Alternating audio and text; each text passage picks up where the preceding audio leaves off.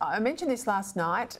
There's been some pretty amazing legal minds put submissions into this Voice inquiry. People like the former Royal Commissioner Terry Cole, former High Court Judge Ian Callinan, former Supreme Court Judge Nicholas Hasluck, all expressed reservations about the Voice or opposed it. Now, one submission that really struck me, and I mentioned it briefly last night, came from two distinguished legal academics, Professors Nicholas Aroney and Peter Gerangelos. And in paragraph 8 of their submission, they note, while distinct from the Parliament, the Executive and the courts, the Indigenous voice would be accorded a similar constitutional status. In essence, this is not, as voice advocates would have you believe, some minor change to give Aboriginal Australians recognition as our first Australians, but rather creating a fourth arm of our government. Let's get into it. This is a really important submission, as I said. Let's get into it now. Sky News host, former Assistant Minister to the Attorney General Amanda Stoker, and Legal Affairs contributor to The Australian, Chris Merritt. Welcome to you both.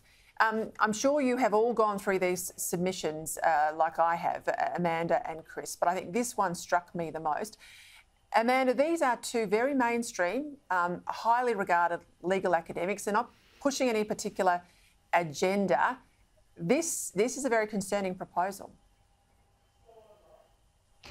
It is a concerning proposal, particularly when, as fair-minded and well-respected people like these two academics are prepared to come out and articulate concerns like that, the structure of the amendment that is being proposed would have the effect of elevating this voice to Parliament to being an instrument of government of equal significance in our federation to the judiciary, the Parliament and the Executive. That has huge implications for the way the court would go about interpreting the significance of the work that body did. Similarly, it is a submission that articulates the fact of Indigenous people being recognised in the body of the Constitution rather than in a preamble, as was suggested in the Howard years, will have implications that affect interpretation across the whole of government and the whole of the Constitution. These are really big issues. And Chris, the submission also looked at the so-called introductory words. Now, they sensationally claim, these two academics, that these introductory words could form the basis for a new fiduciary duty being owed to Indigenous people, not dissimilar to what we've seen in Canada. What's your thoughts here? It's rather terrifying, actually.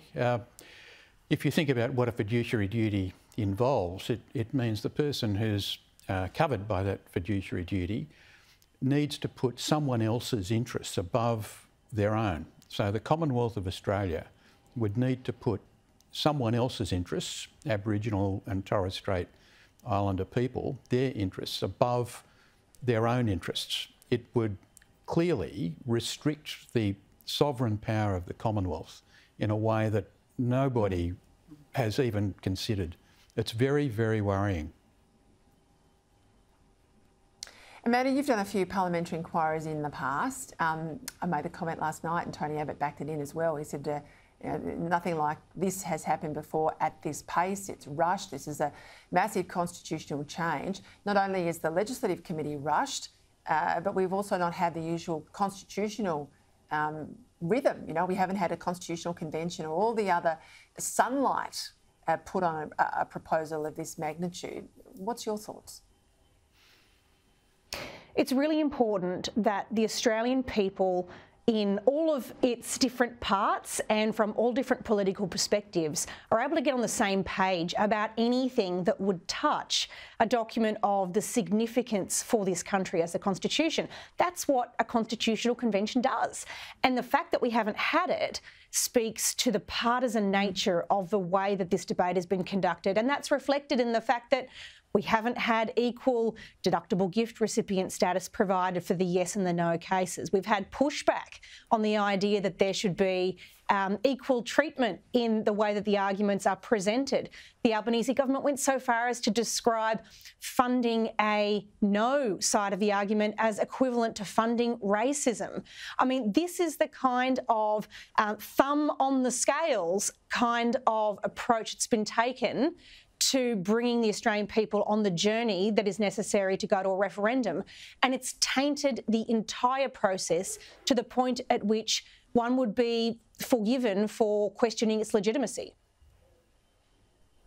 And I reiterate too, trying to block a former Prime Minister from speaking to his submission.